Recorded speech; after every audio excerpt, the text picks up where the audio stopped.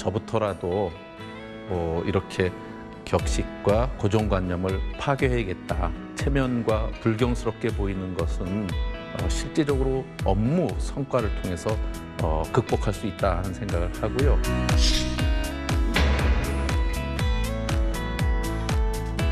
새로운 도전을 앞두고 스스로에게 묻고 또 물었습니다. 저는 이제 경기도의 길을 걸어가고자 합니다.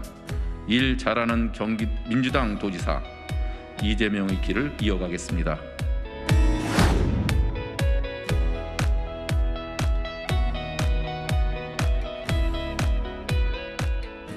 경기도지사 후보들을 만나보는 시간입니다. 오늘은 민주당의 염태영 전 수원시장 나오셨습니다. 어서 오십시오. 예, 반갑습니다. 영상 보니까 반바지도 입고 그러셨네요. 예, 행정의 고정관념을 깨기도 하고 예. 또 효율적인 행정을 하기 위해서 상징적으로 그렇게 했습니다.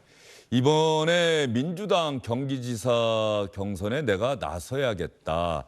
상대가 중진 정치인 2명 있고 예. 이제 합당을 하면서 전 경제부총리가 왔어요. 예. 수원시장을 지내셨잖아요. 기초단체장 예. 3선을 하셨는데 예. 그 결심의 이유는 뭡니까? 수원시는 예. 인구가 125만으로 울산 맞네요. 광역시보다도 많은 인구를 갖고 있는 광역시급 기초자치단체이고 226개 기초자치단체 중에는 가장 큽니다. 그리고 3선을 했으니까 행정으로서 할 수 있는 5만 가지 경험은 다 겪었다고 봐도 되겠죠. 예. 예. 그런데 이제 지방행정은 여의도와는 좀 다릅니다.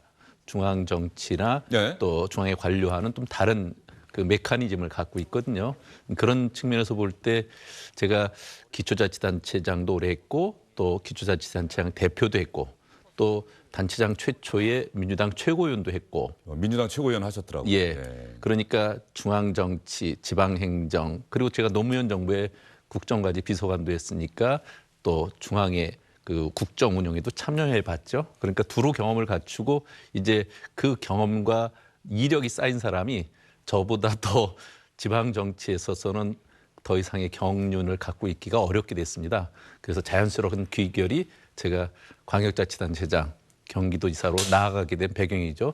특히 코로나 감염병 시대에 네. 보면 저는 이제 메르스 코로나 다 겪어서 현장 최일선에서 야전사령관을 했거든요. 그런 후보는 지금 여야 어디에도 없으니까 제가 경쟁력이 충분히 있겠다는 생각을 했습니다. 지금 말씀 잘 이해가 되는데 말이죠. 예.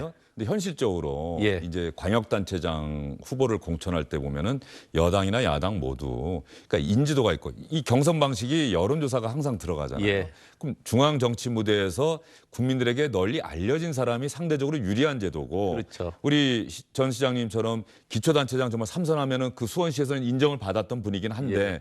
중앙 정치 무대에서의 인지도가 상대적으로 다른 후보들에 비해서는 떨어진다. 뭐 이런 부담감 같은 건 좀 없습니까? 있죠. 당연히 현실적으로 그런 게 있죠.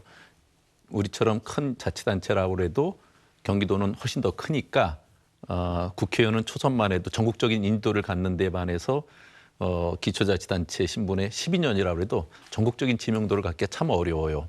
그런데 작년 하반기부터 쭉 경기도지사 후보군들에 대한 여론조사를 하면 제가 2위권으로 늘 나오더라고요. 네. 그러니까 웬만한 국회의원보다 훨씬 더 경쟁력이 있다는 것이 증명이 됐고 또 그렇게 어려운 요건 속에서 전국 선거를 치러본 것이 이제 최고위원 도전이었는데 그때도 다 불가능하다고 생각했는데 10명의 후보, 8명이 결국 본선에 올랐을 때 2위를 했습니다. 네. 상당히 우수하게 된 거 보고 깜짝 놀랐고 그동안 이제 풀뿌리 정치의 이력이 상당 부분 확산되고 그것이 위력을 발휘한 것이 이제 이재명 성남시장이 도지사가 되고 대권 후보 간 그 네. 전례가 있어서 그런지 파괴력이 있더라고요.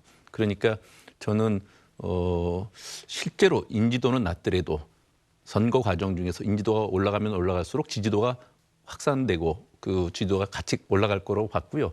지금까지는 그런 경로로 가고는 있는데 대선 끝에 지방선거가 바로 붙어 있고 시기가 워낙 짧다 보니까 충분히 이걸 극복할 시간은 아직은 없었습니다만 18일 날 경선 룰이 정해지고 경선 절차에 들어가서 어제 처음으로 또 TV 토론이 네, 어제 제가 잠깐 봤습니다. 예. 예. 그런데 오늘 바로 이제 예. 경선 절차에 들어가니까 예. 워낙 촉박하게 돼서 지금 남은 거는 본선에서 제가 그 최종적으로 결선을 한번 하게 되면 아마 그걸로 인해서 인지도를 확 높이고 또 후보의 경쟁력을 만들 수 있지 않을까 하는 생각을 합니다. 경선 결과가 지금 언제 발표로 예정돼 있죠? 22, 23, 24, 25일 4일간을 하고요. 예. 그 25일 날 저녁에 하게 됩니다. 25일 저녁에 발표. 예. 그 경선 방식은 5대 5.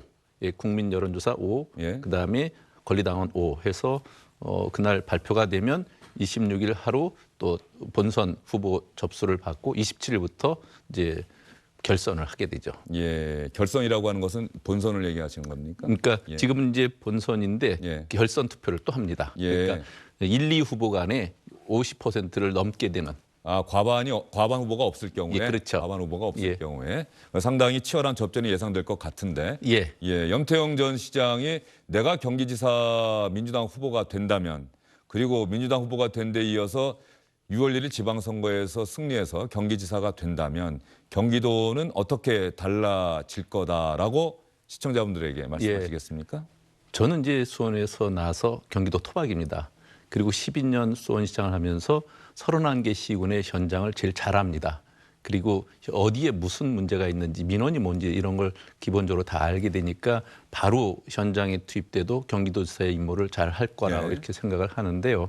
경기도가 지금 갖고 있는 가장 큰 문제는 수도 서울의 베드타운화되어 있는 게 가장 또 큰 문제거든요. 그러니까 주거난, 교통난, 또 삶의 질 문제, 또 그 도시의 기반 인프라의 네. 문제 이런 것들이 다 있죠. 그 문제를 잘 아는 제가 이제 주거 문제, 교통 문제, 또 일자리 문제 이런 것들을 해결할 정책을 내놨거든요. 그런 것들을 바로 시행할 수 있는 그런 준비된 도지사 후보다 이렇게 말씀드립니다. 어제 토론을 보니까 모든 후보들이 김동연 전 경제부총리에게 예. 주도권 토론 때 거의 질문을 집중하는 모습을 보였는데, 예. 김동연 전 경제부총리가 어쨌든 상대적으로 강자다. 그래서 김동연 경제부총리 꼭 넘어야 한다. 뭐 이런 생각들이 좀 있는 겁니까? 어떻습니까? 좀 이번에 아쉬운 거는 예. 이제 대선 끝에 바로 붙어서 지방선거가 있다 보니까 대선의 중도 탈락자 이런 분들이 그 여야에서 나오면서 이제 빅매치 뭐 이런 구도를 짰어요. 근데 일단 유승민 후보는 저쪽에서 안 됐지 예. 않습니까? 김동연 후보도 그래서 이를테면 대선에 그 여파가 남아 있어서 풍랑이 한번 일면 파도가 제법 오래 가지 않습니까? 그런 그 인지도와 그런 것 때문에 초기에는 상당히 앞설 수 있다고 생각합니다만 후보 검증에 들어가고 또 지방 행정에 대한 준비된 모습을 보면 그래서 그 제가 결선만 갈 수 있게 되면 파란일 거라고 생각이 들거든요. 1차 목표가 일단 결선 진출이군요. 그렇죠. 예. 그래서 2위가 되고 50%가 1위가 안 되면 결선에 가서 제가 파란을 일으켜서 민주당의 지금 많은 시장 후보군, 도의회, 시의회 후보군들이 있거든요. 이들과 그 원팀이 돼서 그 실제로 지방선거는 대선과 달리 그 투표율이 한 50%밖에 안 됩니다. 예. 그러니까 민주당 성향의 사람들이 이번 경기도는 꼭 지켜야 된다고 똘똘 뭉치면 그것이 에너지가 돼서 제가 파란을 일으킬 수 있는 주인공이 되고 그러면 전체적으로 경기도 선거판을 획기적으로 에너지를 만들 수 있다는 생각을 하죠. 어제 또 토론 보고 보면 이재명 전 민주당 대선 후보는 대선 이후에 집거를 하고 있는데 예. 그 모든 경선 후보들의 입에서는 이재명 전 후보의 이름이 계속 나오는 것 같아요. 내가 이재명 후보를 지키겠다. 예. 아마 이제 가장 큰 요인은 직전에 이재명 지사를 하셨고 그분이 평가가 좋았고 그리고 대선 후보까지 갔고 또 그 결과 경기도에서는 5% 이상을 이겼고 네. 이런 것들이 이재명의 정책을 이어가겠다는 게 가장 크고요.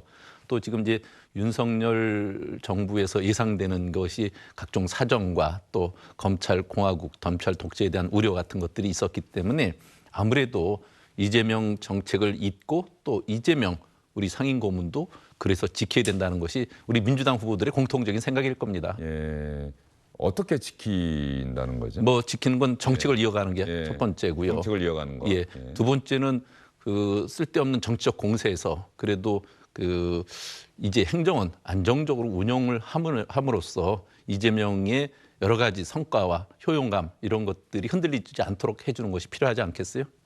이재명 전 후보 경기지사 때 보면은 전 도민 재난지원금이라든가 또 기본소득 이런 예. 부분에 있어서 다른 광역단체보다는 더 적극적으로 선제적으로 예. 시행을 해왔는데 어제도 토론 때 보니까 좀 쟁점이 되는 것 같은데 그렇죠. 거기에 대한 우리 염태영 전 시장의 생각은 어떻습니까? 예, 도민에게 재난지원금 주는 것은 일종의 사회복지 정책이 아닙니다. 골목상권, 자영업자, 소상공인들이 워낙 힘들어졌기 네. 때문에 단기간에 이분들의 경제력을 회복시켜주기 위해서는 경기의 선순환에 촉매제 역할을 하는 게 필요했기 때문에 전 도민 재난지원금을 준 거고 그것을 지역화폐 형태로 가장 빠르게 쓸 수 있게 해서 경기 진작책이 되게 한 거거든요. 근데 그럴 때마다 이제 정부는 그런 것을 참 여러 가지로 겨누게 됩니다. 근데 기재부 같은 경우는 이제 전 도민 줄 수 없다거나 전 국민 주는 거에서 굉장히 인색하죠. 근데 그것은 이제까지로 보면 현장에서의 사정을 모르는 경우입니다. 왜냐하면 지난번에도 정부가 88%를 줬거든요. 전 국민에. 그럼 12%를 골라내는 행정비용과 민원이 현장에서 엄청나게 큽니다.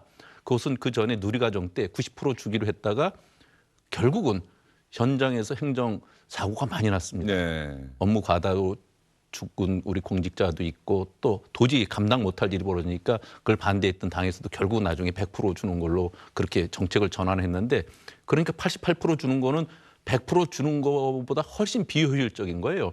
그래서 마침 경기도지사가 우리만큼이라도 12%에 해당되는 것까지 같이 주겠다. 그래서 경기도 안에서 문제를 해결한 거거든요.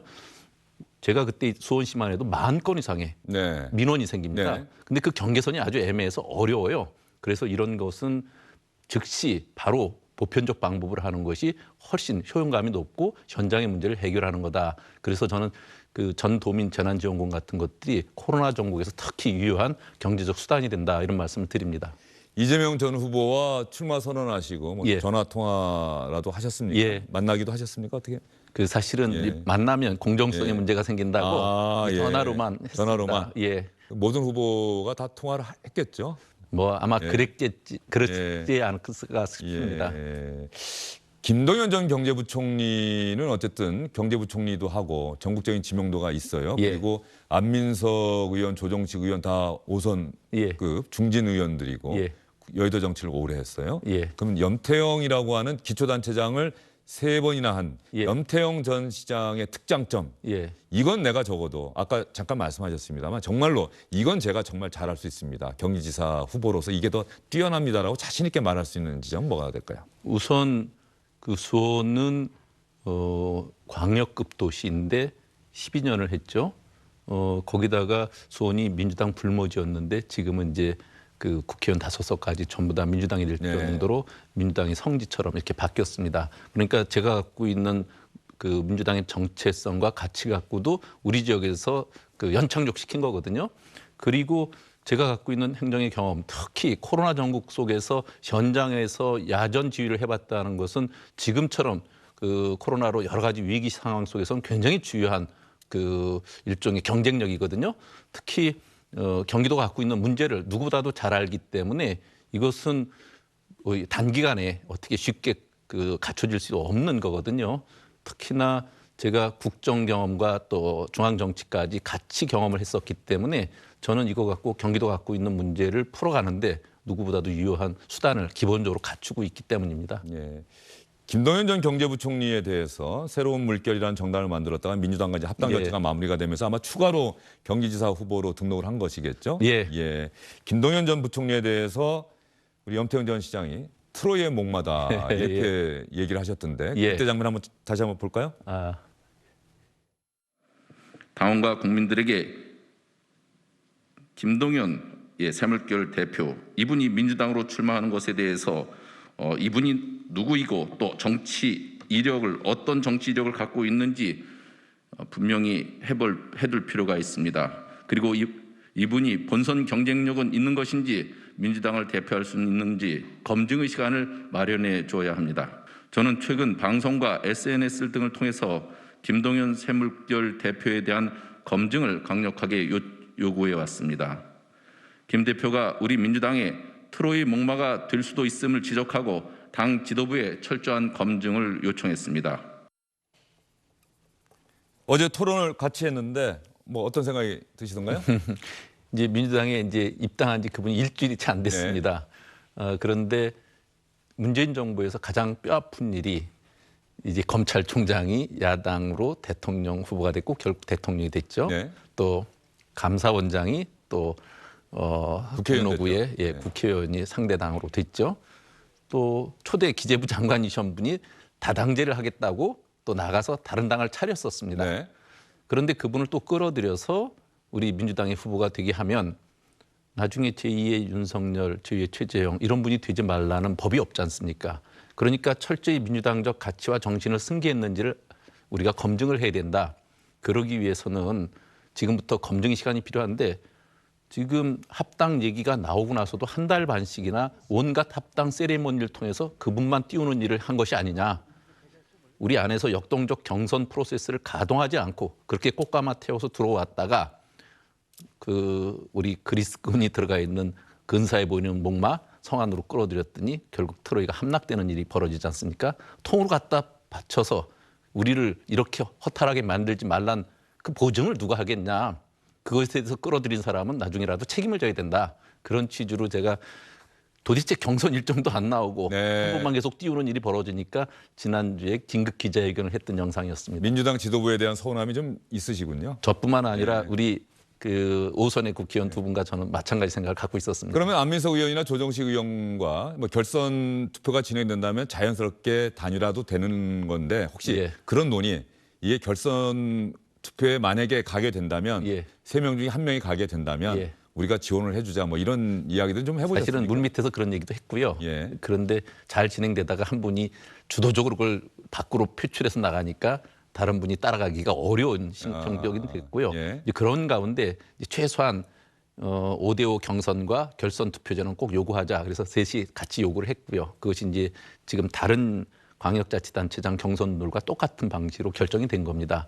그러면서 결선 투표가 있으면 결국 단일화 효과가 있는 거나 네. 마찬가지니까 그에 대해서는 우리 함께 힘을 모으자 이런 물밑 협의는 하고 있습니다. 알겠습니다.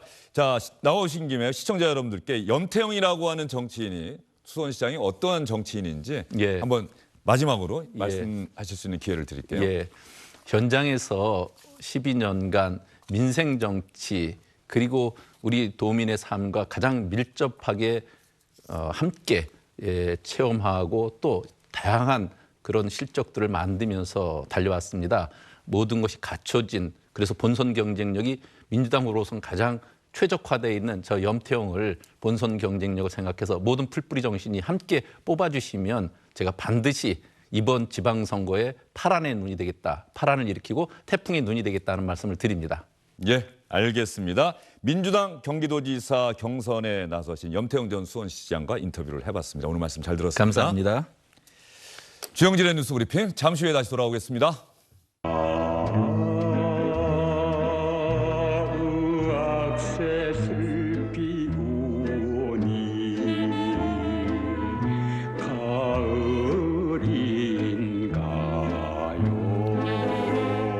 한승원 전 감사원장이 이틀 전에 세상을 떠났습니다.享년 88세. 1970년대, 80년대 엄혹한 군사 독재 정권 시절 군사 독재자의 분연히 맞섰습니다. 그런데 민주화운동을 함께한 동료와 후배들에게는 그 누구보다 따뜻하고 유머가 넘치는 따뜻한 선배로 기억되고 있습니다. 문재인 대통령도 직접 빈소를 찾아서 캄캄한 구치소에 한승원 변호사께서 주신 레이가 한 줄기 희망이 됐다. 한승원 변호사님의 명복을 빈다. 우리나라 인권 변호사의 상징과도 같은 분이셨다며 고인을 추모했습니다. 한승원 전 감사원장 2005년 조용필 씨의 평양 공연 때 제가 현장에서 취재했던 기억이 있습니다. 그 당시 북한 최고의 화가가 한승원 전 감사원장의 고등학교 후배라고 하는 인연 때문에 제가 취재를 했었는데 그 당시 리포터 화면 잠깐 보겠습니다. 남측 참관단의 평양 나들이길. 제일 먼저 만수대 창작사를 찾았습니다. 학교 선배님이세요. 바로 인민예술가 정창모 화백입니다. 북한 최고의 조선 화가로 인정받고 있는 74살의 정창모 화백은 한승원 전 감사원장의 고등학교 2년 선배입니다. 남쪽에서 찾아온 후배를 위해 즉석에서 펼쳐나가는 노 화가의 필치를 모두들 숨죽여 지켜봅니다. 반백년의 세월을 건너뛴 후배와의 만남을 자축하듯 15분 만에 완성된 그림. 정화백은 다정한 동무라는 이름을 붙였습니다.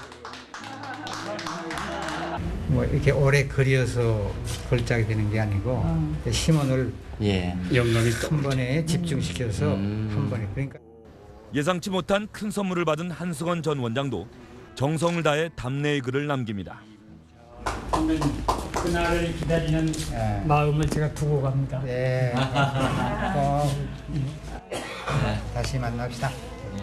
예, 그날을 기다리며 마음을 두고 갑니다. 끝내 선배와 후배는 다시 만나지 못했습니다. 한승원 전 감사원장이 생전 인생의 노래로 꼽은 노래가 고복수 씨의 짝사랑입니다. 박정희 전 대통령과 맞서 싸우는데 박정희 전 대통령의 애창곡도 이 짝사랑이라고 하는 글을 산문집에 또 실었던 기억도 납니다.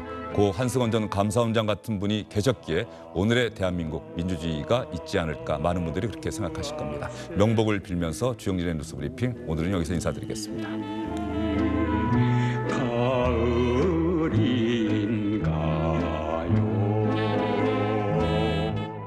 안녕하십니까, 주영진입니다. 더 많은 뉴스와 라이브 이벤트를 보고 싶으시다면 화면 오른쪽을 눌러서 구독해 주시기 바랍니다. 저희 SBS 앱을 다운로드 받으시면 뉴스 속보 알림도 받아보실 수 있습니다. 텔레비전으로도 SBS 뉴스, 유튜브로도 SBS 뉴스 잊지 마시기 바랍니다.